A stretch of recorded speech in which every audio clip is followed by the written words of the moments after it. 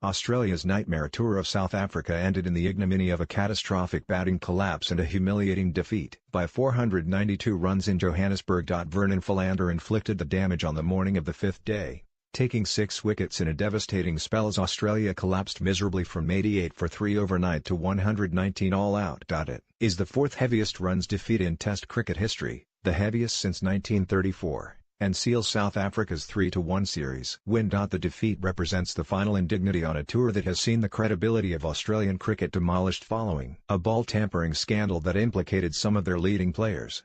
Former captain Stephen Smith and former vice-captain David Warner received 1-year bans from the sport, while Cameron Bancroft, who was found to have scratched the ball with sandpaper, was handed a 9-month suspension. The scandal-hit tourists had promised to fight through the final day and attempt to salvage a draw to end the tour on a positive note. But their resistance lasted just 83 minutes as Philander ripped through their middle and lower order. He achieved career-best figures of 6 for 21 and surpassed 204 Test wickets, ending the series on 204.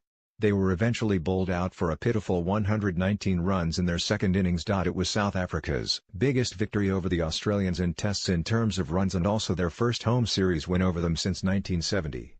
675, England vs Australia, Brisbane, 1928. 562, Australia vs England, The Oval, 1934. 530, Australia vs South Africa, Melbourne, 1911. 492, South Africa vs Australia, Johannesburg, 2018. 491, Australia vs Pakistan, Perth, 2004. New captain Tim Paine said during this final test that the side wanted to produce a backs-to-the-wall performance to make the Australian public proud. But Philander's blistering spell of 6 wickets for 3 runs from 32 balls in the first session of the final day left that as wishful thinking. Australia lost the Marsh brothers in the opening over as Sean, 7, got an inside edge onto his pads and was caught by Tembabavuma, and Mitchell was caught by wicket-keeper Quinton de Kock, both off Philander's bowling. Peter Hanscom, 23, was bowled after chopping onto his stumps for the second time in the match, while Payne, 7, edged to de Kock as Philander continued to find plenty of movement. Pat Cummins, 1, left a delivery that cannoned into his off-stump and Chad Sayers,